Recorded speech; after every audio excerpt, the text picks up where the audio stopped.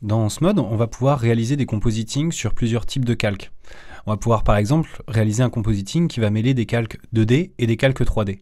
Ici, je suis dans une compo qui a déjà un dégradé. C'est un calque 2D, je le reconnais parce qu'il a cette couleur bleue. Si je veux pouvoir créer un calque 3D, alors j'ai plusieurs possibilités. Je vais pouvoir importer des objets 3D, mais ça va faire l'objet d'un autre tutoriel. Et là, pour celui-ci, je vais simplement créer un calque 3D accessible depuis le menu des calques de ce mode. Je fais clic droit dans l'arbre des éléments et je choisis dans le calque 3D, ici, une sphère. Donc ma sphère est créée et c'est à partir de là que je vais pouvoir manipuler un petit peu cet objet 3D. Ce qu'il faut comprendre, c'est que dans ce mode, on va avoir accès à deux grands types de vues. La vue 2D, qui correspond globalement à mon rendu final, et la vue 3D, qui va m'aider à placer mes éléments dans l'espace 3D de ma composition. Si je veux accéder à la vue 3D, alors je vais utiliser ce petit bouton-là, qui est accessible dans le viewport.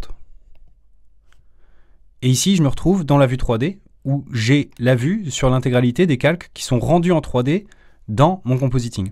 Si jamais j'ai besoin d'être un petit peu plus précis quant au placement de mes objets 3D, alors je vais pouvoir double-cliquer dans cette vue pour accéder au mode 4 vues. À partir de là, je vais pouvoir en choisir une, par exemple celle-ci, qui va m'aider à placer mon objet 3D sur l'axe Y ou l'axe X. Si jamais je veux revenir dans ma vue libre, alors je redouble-clique et je la choisis en redouble-cliquant. Pour placer un objet 3D, on peut le faire à vue en s'aidant des helpers qui sont accessibles dans le viewport, ou alors être un petit peu plus précis en allant dans les paramètres de placement d'un objet 3D. Ici, je vois que j'ai accès aux paramètres de point d'ancrage, de position et d'orientation. Je vais pouvoir avoir différents types de placements qui vont m'aider dans mon animation ou dans mon interactivité. Ici, par exemple, le type, c'est position-orientation. Mais des fois, dans l'import d'objets 3D, par exemple, je vais avoir besoin de redimensionner mes objets 3D. Et pour ça, le type position-orientation-size me donne la possibilité d'avoir accès ici à des petits multiplicateurs de taille. Et je vais rebasculer en vue 2D. Ma vue n'est pas forcément la meilleure qui soit. Aussi, un petit conseil, c'est que dans votre composition, créez-vous une caméra. Pour ça, vous allez simplement dans les calques, on fait clic droit et on va créer une caméra. Ça vous donne accès au point de vue direct de la caméra. C'est la caméra courante, ici je la reconnais parce qu'elle a ce petit carré rouge plein. Donc ça veut dire que c'est ma caméra courante. Si je repasse en vue 3D, alors je peux avoir accès ici au positionnement de ma caméra. Mais des fois je vais vouloir positionner ma caméra un peu à vue. Donc si je repasse en mode 2D, ici ce qu'il faut se dire c'est qu'on est en train de piloter la caméra courante. Et donc à partir de là, si je maintiens Alt enfoncé et que je fais un drag and drop de la souris dans la vue, alors ici je viens contrôler l'orientation de ma caméra. Si je maintiens Alt et que j'utilise la molette, je vais pouvoir avancer, reculer ma caméra. Alors l'interface de ce mode, comme elle se customise, un petit conseil, vous allez pouvoir par exemple splitter votre viewport en deux pour avoir accès d'un côté à l'espace 3D et de l'autre au rendu 2D. Pour ça, je vais utiliser cette fonction ici et je vais faire un vertical split, ce qui va diviser mon viewport en deux. Et je vais dire, lui, il passe en vue 3D. Là, je vais pouvoir sélectionner ma caméra et ici, vous voyez, je vais pouvoir bouger son point de vue. Alors, je vais réinitialiser la position de ma caméra en utilisant le clic droit sur les deux petites flèches qui sont à côté des paramètres. Et ici, je vais lui donner une distance à 3,5. Aussi, même les calques 2D peuvent être rendus en 3D. Ici, j'ai une image PNG que je peux importer dans ma composition. Alors vous voyez, l'ordre des calques est toujours important. Si elle est rendue en amont de ma sphère, elle va apparaître par-dessous. Si elle est rendue en aval de ma sphère, elle va apparaître par-dessus. Sauf que ici, vous voyez, mon calque 2D n'est rendu que dans la vue 2D.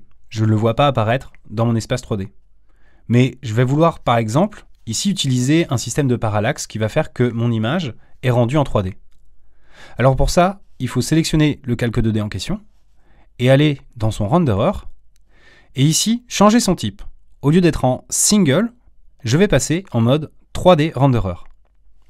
Et là vous voyez tout de suite mon image est apparue dans l'espace 3D.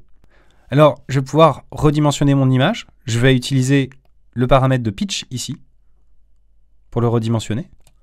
Et ici vous avez vu, est apparu des options de placement, position, orientation, size en l'occurrence. Et je vais pouvoir avancer mon image sur l'axe Z. Hop, je redimensionne un petit peu, et voilà. le rendu en 3D se fait via le renderer sur une image. Aussi, ce que je peux faire, c'est venir lui rajouter un renderer. Si j'utilise le raccourci CTRL-MAJ-A, ça vient me faire un nouveau 3D renderer complètement indépendant du précédent. Et là, je vais pouvoir rendre une deuxième fois mon image, mais à un autre endroit, orienté différemment. Et vous voyez ici, si je commence à bouger ma caméra, eh ben, j'ai bien cette parallaxe qui se crée. Alors je peux aussi rendre le fond en 3D. Pour ça, c'est la même chose que pour mon image, même si c'est un dégradé. Je vais simplement le sélectionner, aller dans ces options de renderer et remplacer le fond en 3D.